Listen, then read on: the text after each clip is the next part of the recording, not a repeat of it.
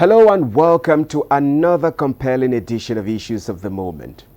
Today our attention pivots to a pathway of profound national transformation, STEM, science, technology, engineering and mathematics education in Nigeria. In an era where technological innovation and scientific literacy shape global competitiveness, how prepared are our youths to thrive in such a landscape? The numbers raise concern. UNESCO reports that fewer than 25% of Nigerian higher education students are enrolled in STEM fields.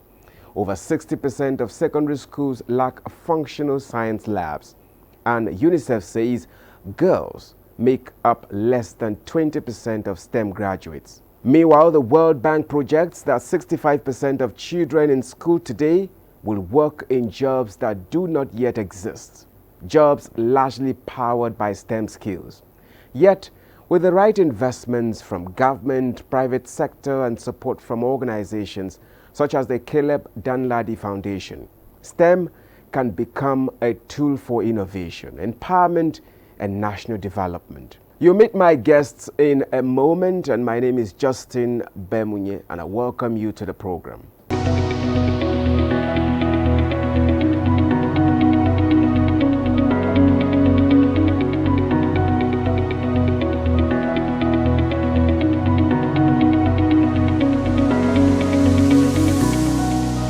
Once again, I thank you so much for joining us on the program Issues of the Moment. Today our focus is on STEM education and development in Nigeria. And joining us today to shed light on these issues is Captain Caleb Danladi. He is the director of the Caleb Danladi Foundation. Oh, Captain Caleb, thank you so much for finding our time to join us on the program Issues of the Moment. Thank you so much for coming. Thank you very much for having me. You're welcome. Good afternoon, viewers. You're welcome. You're very much welcome. Thank STEM you. education and development in Nigeria, that's our focus today. And let's start from the basics. Science, technology, engineering education, that's STEM education. How would you assess the current state of STEM education, in Nigeria? Talking about both in terms of access and, of course, quality. Okay, that's a good question. You have already explained STEM stands for science, technology, engineering, mathematics. These subjects are the four pillars of creativity. They are the four pillars of problem solving. And also, they are the four pillars of innovation in any country today. So STEM in Nigeria is not longer new. Recently we have seen a lot of development when it comes to STEM. There has been increase in awareness when it comes to STEM education. So I would say it's at the crossroads. So on what parts now, if you look at the recent report that was published by the Nigerian Education Research and Development Council in 2023, they said that STEM education had increased by more than 45% from 2019. So that's to show you that a lot of people in Nigeria are beginning to be aware of STEM. And we can also see the visibility when it comes to Nigeria. If you look at most of the urban areas today, the big cities like Lagos, Abuja, Kaduna, and Port Harcourt, you will see there's a rise in AI, boot camps, robotics. A lot of programs have been taking place tailored towards youth development about STEM. So there's a lot of awareness when it comes to STEM compared to the previous years. Let's take, for instance, the JAM examination now is computer-based training, which have to do with STEM compared to the paper JAM that we all wrote in the past. So there's an increase in awareness. On the other part, even though there's an increase in awareness of STEM, it's not even. There's a bit of difference between rural areas and urban areas when it comes to accessibility. And one of the reasons is due to some infrastructural deficit in the rural areas, lack of power. So you can't be able to go through STEM without power. You need laboratories, you need computers, you need internet connectivity. And a lot of youth also in the rural areas, they don't have access to this digital literacy. That's why I say it's on the cross map. So however, if you look at the country today, there's increase in awareness, but it's not even. In the rural areas, a lot need to be done. A lot of youths don't have access to digital literacy. We also need to invest more on digital literacy in the rural areas. Let's take, for instance, if you look at the JAM scores today, if you look at the rural areas, the performance is different from the urban areas. And in my NGO, we carry out a need assessment to find out, and in the specific demography, not in the country, just a specific community. And one of the things we find out is some of them don't have the digital skills. So for instance, if they are writing JAM, they know the question, they know the answer, but they don't know how to navigate through computers. So it's a big challenge. So I think the government has shown political will. If you look at the policies that have been implemented in the past, the government has already shown political will. And I believe before 2028 or 2029, where is going to be a theme of the past. If you look at some policies, for instance, recently, the Federal Ministry of Communication and Digital Economy have come up with what we call the 3MTT, 3 million technical talent. So they are going to train 3 million youths. Imagine we're adding 3 million STEM professionals. So we are going to, it's a good step in the right direction. So I believe we are making a headway, but it's not even. Okay. Yes. I'm glad you've said we have actually improved in the area of enlightenment and, you know, a headway in that regard. But maybe let's look at statistics. Just as you rightly pointed out, there are some kind of barriers to the growth of STEM as it should be, or what we should be aiming at.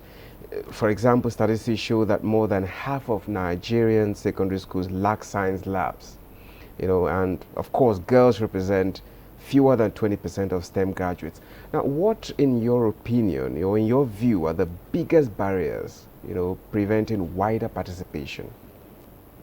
Okay, in my opinion, there are some barriers, like I've mentioned earlier, that are hindering STEM to be fully implemented. Like I said, it's not even. And one of those barriers is the infrastructure. You have mentioned in your statistics about infrastructure. So we need to improve on infrastructure in rural areas and some urban areas. Some schools also lack the basic computers, basic laboratories. You can't teach STEM in theory. STEM have to be practical as well. So infrastructure is a problem. When it comes to power also, you can't run computers without power. But we have seen a lot of solar computers coming on stream now to be able to enable students to learn even in areas where there is no electricity. Another issue with STEM, we have to look at qualified teachers. For you to be able to teach young people in primary school and secondary school, you must also be digitally literate. You must also be fully equipped with all the necessary skills that it takes. So some of the challenges are shortage of STEM teachers. A statistic that was produced by Science Teachers Association of Nigeria, in 2020 they have trained over 5,000 STEM teachers, which is a very, very good improvement, but we also need to do more. So a bit of challenge I have to do with training aspect of teachers, so we need to invest more in training teachers on STEM. Like I said, the 3MTT definitely is going to cover those aspects. And NIDA has also been training youth and people on digital literacy. That will also bridge the gap, but there's a bit of skill gaps as well. Now, another aspect, we have to look at the issue of gender imbalance. It's a crucial thing because as a youth advocate, as someone who runs an organization, I have to speak for the women. There's a low participation of women in STEM. And if we look at some of the issues, they have to do with the stereotype. We have to move away from this, oh, science is not for women. Science is for men. No, we have to move beyond that. The world is evolving. So we have to move beyond that. Another issue, again, it has to do with some cultural norms. Some of the families also don't want their parents, their children to go into STEM. If you look at the statistics today, it's only 22% of women in Nigeria that are into STEM professionals. And in the global, according to UNESCO, they say it's 35%. So it's a very, very low participation. My dream, and it's all our dreams in the STEM industry, to be able to see higher number of women participating, because women thrive and excel in every environment that they found themselves. Another challenge that have to do with STEM is about inclusivity. There are some disabled people. So we have to tailor some of our policies towards inclusivity or for people who have disability. So it's very, very, very important. And for the women, it's very important for us to raise awareness is a key.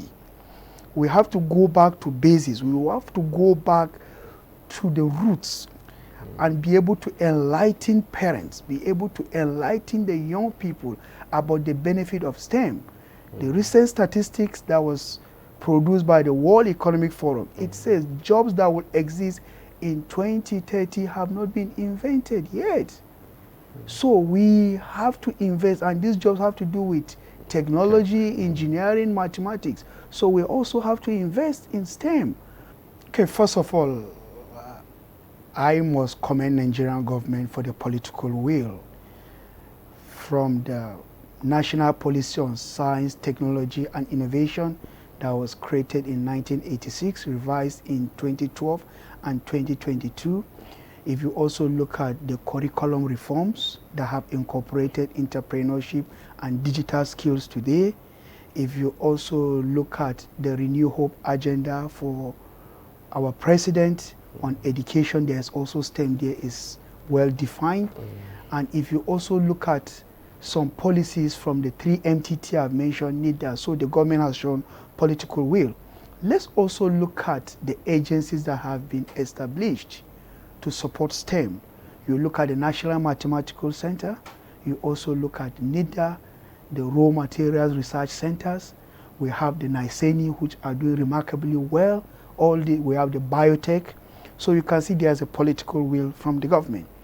Now, let's get back to your question.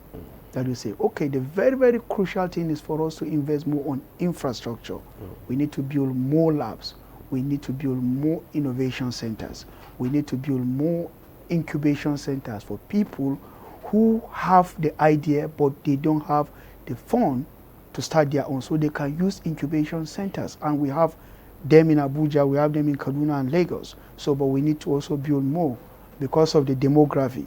If you look at the population of Nigeria, more than 60% are below the age of 25. So we have a lot of youthful population. So we also need to incorporate, we also need to take this one into consideration. Because of the population, we need to build more laboratories, we need to build more digital hubs. It's very crucial. Then policy making, we also need to tailor most of our policies towards STEM, which I've mentioned the government have done remarkably well. Another aspect is to be able to raise awareness, seminars, conferences. We have to go back to basics. We have to orient people about the benefit of STEM. The future is bright for STEM. We have to innovate. We have to keep innovating all the time. Very important, like I've mentioned about the youths.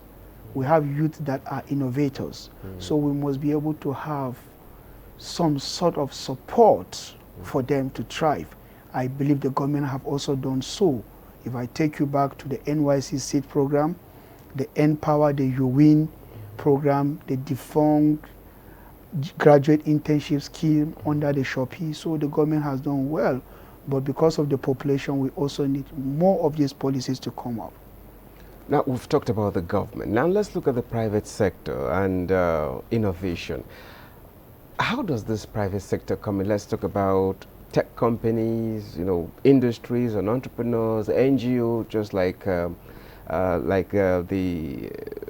Caleb Danladi Foundation and others in this regard. How do they come in, in trying to scale up? How, just like a support to the government, trying to scale up this STEM education, opportunities for Nigerian youths? Okay, the private sector have a key role to play. The government have done their part by providing an enabling environment, by putting the right policies in place. The government, the private sector should also support the government. How should they support the government? First of all, they should be able to invest more on infrastructure in schools, in universities. They should be able to build digital labs. They should be able to involve in providing internship. There's one thing of you being trained on STEM subjects. There's another thing for you being gaining the necessary experience to be able to excel in today's world. So they should be able to provide all the necessary support when it comes to internship. We have seen a lot of companies that have done remarkably well by providing internship. Another aspect we have to talk about is research and development. We have to keep researching. We have to keep researching.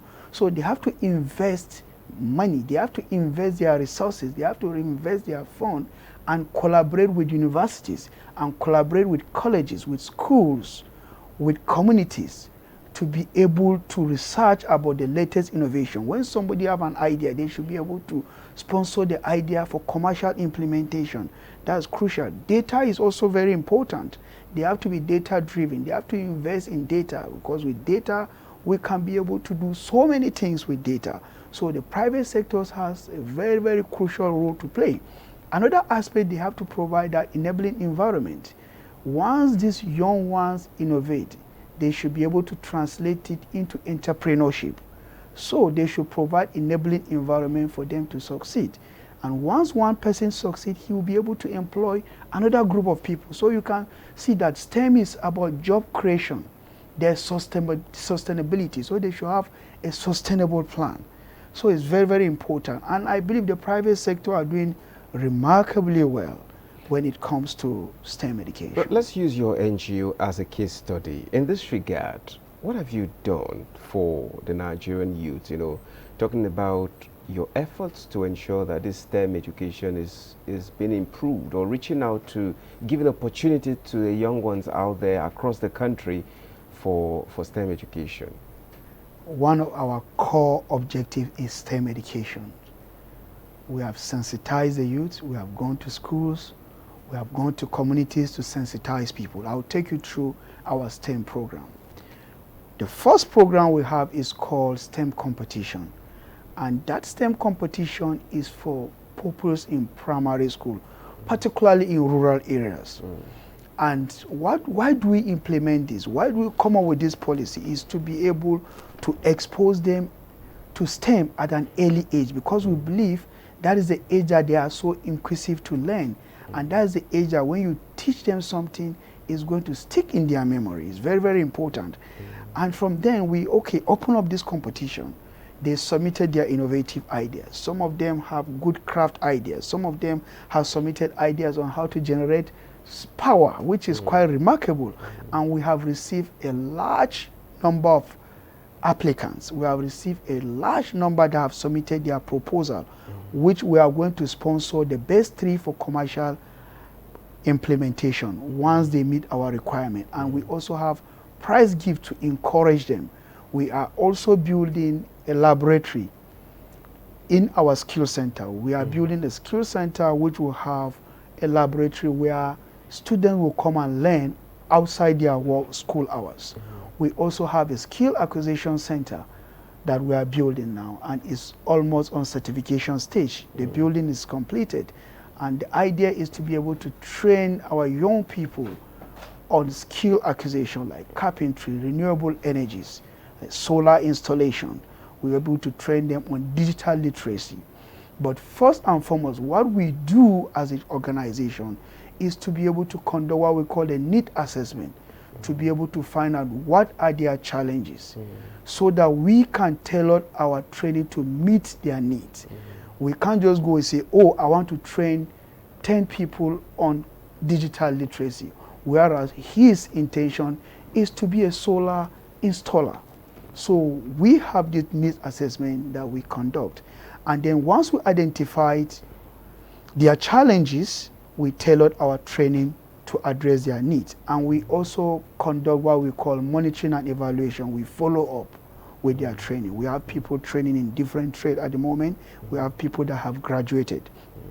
And at the end of it all, we run what we call an impact assessment to be able to find out what impact has the project made.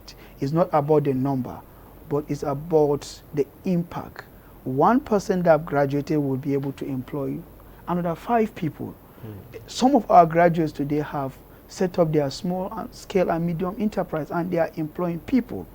So that's one aspect. The other aspect also, we have a medium plan for them, where we'll be able to, we have a plan to train 500 youths before the end of 2026 on digital literacy. Why do we train them? Because the world is evolving today. And then if you look at JAM that used to be paper-based, today is CBT, and WAEC and NECO will soon move to computer-based. And most of the organizations today, their promotion exams and their entrance exams are all computer-based. So our intention is to train 600 youths, 500 to 600 youths on digital literacy by the end of 2026, so that they can be able to move at the same pace with innovation and globalization today.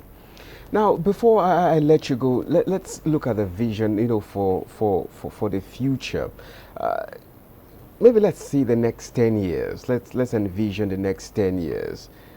How do you see, what's the outlook for STEM education in Nigeria in your view? What do you think should be happening to STEM education, let's say in the next 10 years? In the next 10 years, in my opinion, every child in Nigeria, irrespective of their background, irrespective of their location, whether they are in urban area or rural areas, irrespective of their gender, and irrespective of their disability status, should have access to quality STEM education. That is very, very crucial. I also see Nigeria as a tech hub. Where we are going today, if you look at Nigerian youth, they are hardworking. They have excelled in all the sectors. If you look at the tech industry, the agri industry, the health sectors, they have come up with remarkable ideas. So in the next 10 years, I see my beloved country, Nigeria, as a tech hub of Africa, where we are not only going to build innovators, but we are going to build leaders in science and technology across Africa and in the global landscape entirely. And also it's my vision to see the low participation of female to be able to move from that 22% to over 80% to 100%. That is my vision for the country, and I believe we can do it. The government has shown political will. The non-governmental organizations are also playing their roles. The private sector are playing their roles, which is very, very important. And another thing I want to mention is the STEM is no more of theory, but we should be able to tailor it through industrial needs with emerging jobs. That is where I see ourselves. Let me take you back to memory lane. If you look at Kodak, before the camera, we used to snap photos. If you look at the Nokia phone you have, they are nowhere to be found today. Why? Because they failed to innovate. So that is the importance of STEM. Innovation, creativity. STEM is also going to curb insecurity, because you have youth that are going to have a creative and innovative mindset. So they will not be idle. They will not be sitting down idle. They said an idle man is a devil's workshop. So they will have something to do, which is very, very important. That's where I see our youth. And our youth are very, very hardworking.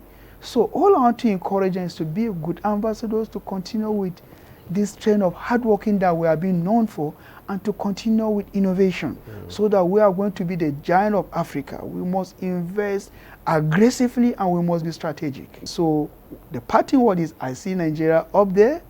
I see Nigeria as a giant of tech in Africa in the near future.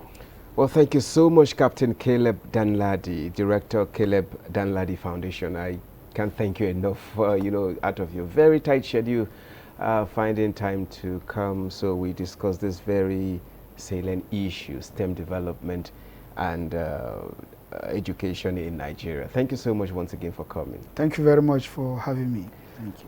Well, STEM education holds the power not just to equip individuals with skills, but to empower entire communities and propel national progress. With the right policies, strong partnerships, and the commitment of organizations like the Caleb Danladi Foundation, there is hope that Nigeria's STEM ecosystem will grow stronger, more inclusive, and more impactful. Well, thank you for tuning in to Issues of the Moment. Until next edition, my name is Justin Bemunyi. Bye for now.